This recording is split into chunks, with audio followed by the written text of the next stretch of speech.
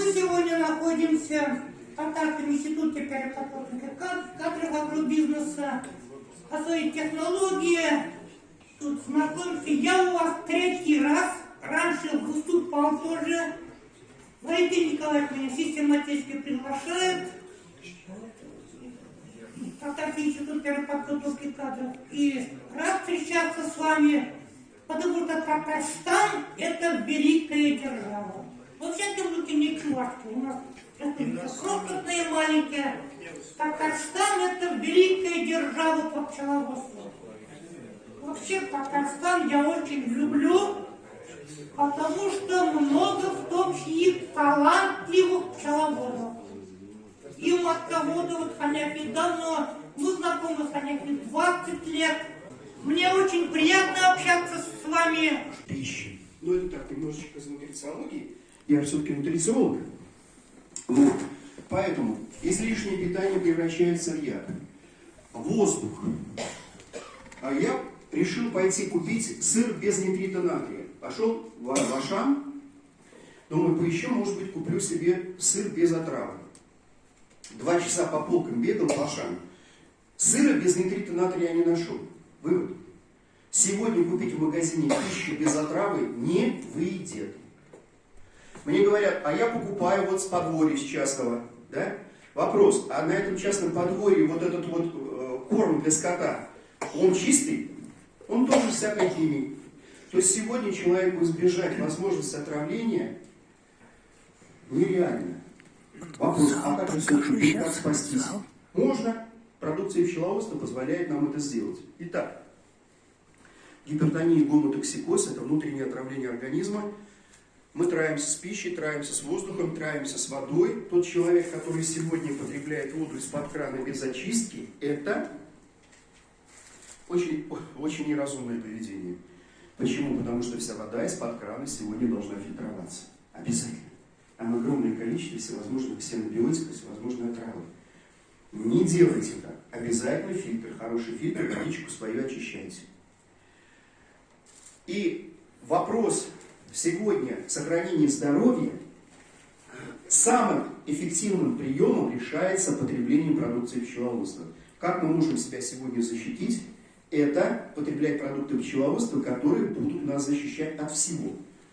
От внешних факторов отравления, от внутренних факторов отравления. И что самое важное, от токсического действия тех медикаментов, которые вы пьете.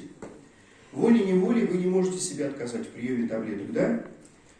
Высокое давление, хочешь не хочешь, а гипотензивную терапию надо применять.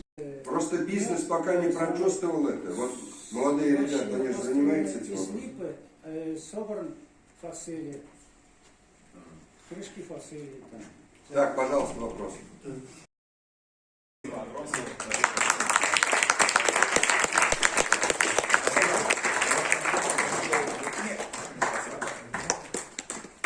Так, выходим, фотографируем все, пожалуйста. Я им говорил так. Вот эту вот категорию людей, самые чистые душой, сердцем, самые добрые, с добрыми намерениями, открытые, порядочные, честные.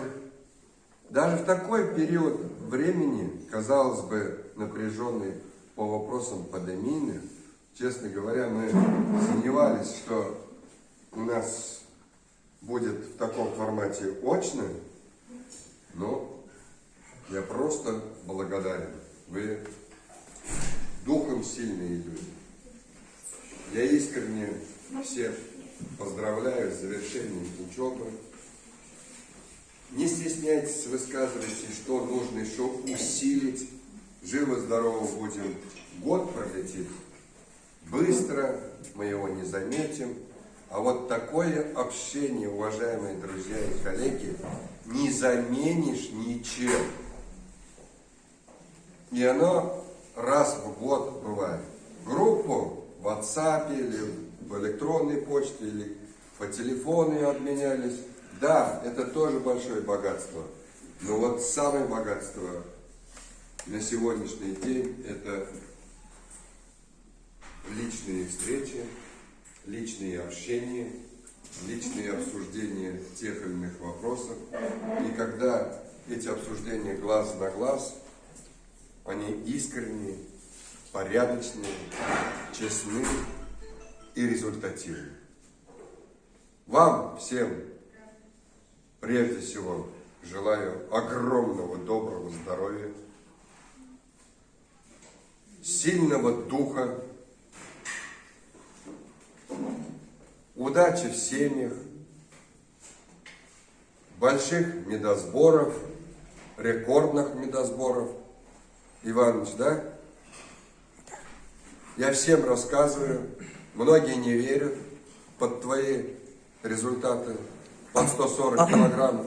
А вы сегодня на видео все показали. Тем более, я просто буду говорить адрес, куда обращаться. Спасибо.